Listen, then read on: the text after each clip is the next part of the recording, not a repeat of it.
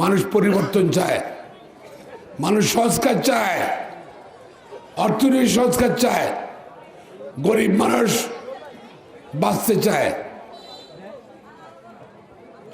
যুবকরা চাকরি চায়, কৃষকরা সার চায় কম মূল্যে, মানুষ স্বাস্থ্যসেবা চায়। রাষ্ট্রের দায়িত্ব এগুলো। আমাদের বাংলাদেশের সংবিধান আছে, সাংবিধানিক দায়িত্ব রাষ্ট্রের অন্ন, বস্ত্র, বাসস্থান, শিক্ষা, চিকিৎসা রাষ্ট্র দিতে হবে, কিন্তু রাষ্ট্র পারতেছে না, ব্যর্থ হয়েছে। আমরা তারেক রহমান সাহেব ঘোষণা করেছেন, ইনশাল্লাহ আমরা সেই পরিবর্তন চাই।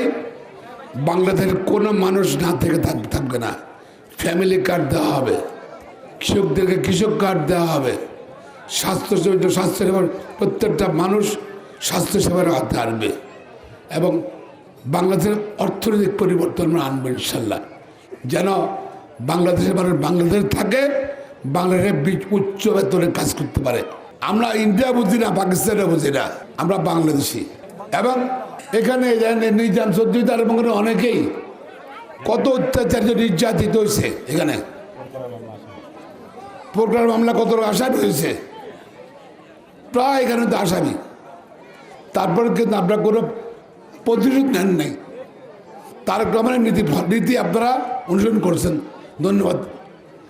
আমরা প্রতিরোধ নেই, আমার রক্তাক্ত হয়ে গেছে, এখনো মামলা করে নেই।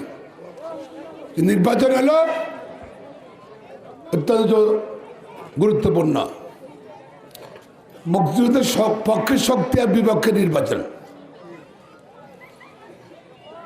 স্বাধীনতার পক্ষে বিপক্ষে শক্তি নির্বাচন, দেশ রক্ষার নির্বাচন, অর্থনৈতিক উন্নয়ন নির্বাচন, শহীদের আদর্শ নির্বাচন, বেগম খালেদার নির্বাচন, আদর্শ নির্বাচন, তারেক রহমান বাংলাদেশের বিএনপির চেয়ারম্যান হওয়ার পর প্রথম নির্বাচন। আপনাদের এই দানেশীর জয় হলেই তারেক রহমানের জয় হবে, নেতৃত্ব জয় হবে।